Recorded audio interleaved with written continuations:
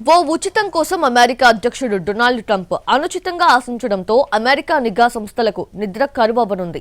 Qatar రాజకుటుంబం నుంచి ఆయన తీసుకున్న గిఫ్ట్ ఇంటెలిజెన్స్ వర్గాల్లో గుబులు రేపుతోంది. ఇది చట్టపరమైన, నైతికపరమైన ప్రశ్నలు లేవనెత్తుతోంది.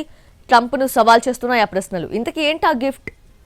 ఖతార్లో పర్యటిస్తున్న అమెరికా అధ్యక్షుడు డొనాల్డ్ ట్రంప్కు భారీ గిఫ్ట్ ఇచ్చిందా దేశం.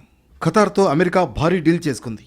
ఇదే సమయంలో ఇప్పటి వరకు అమెరికా అధ్యక్షుడికి ఏ దేశమూ ఇవ్వనంత ఖరీదైన గిఫ్ట్నిచ్చింది. ఏకంగా $40 కోట్ల అంటే 3,400 కోట్ల రూపాయల విలువైన బోయింగ్ విమానాన్ని ట్రంప్కు బహుమతిగా ఇచ్చారు ఖతార్ పాలకులు. ఓ అమెరికా అధ్యక్షుడికి విదేశాల నుంచి అందుతున్న ఖరీదైన గిఫ్ట్ ఇదే. ఈ బోయింగ్ 747-8 జంబోజెట్ను ఫ్లయింగ్ ప్యాలెస్గా పిలుస్తారు. బోయింగ్ 747 సిరీస్లో అత్యాధునికమైన అతిపెద్దదైన విమానం ఇది. దీన్ని అవసరమైనప్పుడు 40 నుంచి 100 మందికి లగ్జరీ సూట్లుగా మార్చేయవచ్చు. ఇందులో master bedroom, conference room, dining area, lounge, hi tech screens, video conference, blu ray వంటి ఫెసిలిటీస్ ఉన్నాయి. మోడర్న్ నావిగేషన్ సిస్టమ్, మిసైల్ దాడుల నుంచి రక్షించేలా ఇన్ఫ్రారెడ్ జామర్ల వంటివి ఏర్పాటు చేశారు.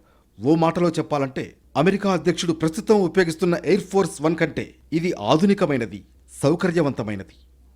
ట్రంప్కు ఈ భారీ గిఫ్ట్పై వివాదాలు మొదలయ్యాయి. ఇది లంచం తీసుకోవడమే అంటున్నారు డెమోక్రాట్లు. అమెరికన్ సెనేట్ ఆమోదం తర్వాతే ఇలాంటి గిఫ్ట్స్ స్వీకరించాల్సి ఉంటుందని చెబుతున్నారు. అయితే ట్రంప్ కూడా వారిపై ఎదురుదాడికి దిగుతున్నారు. ఫ్రీగా విమానం వస్తే వద్దనడానికి నేనేమైనా మూర్ఖుడినా అని ప్రశ్నించారు.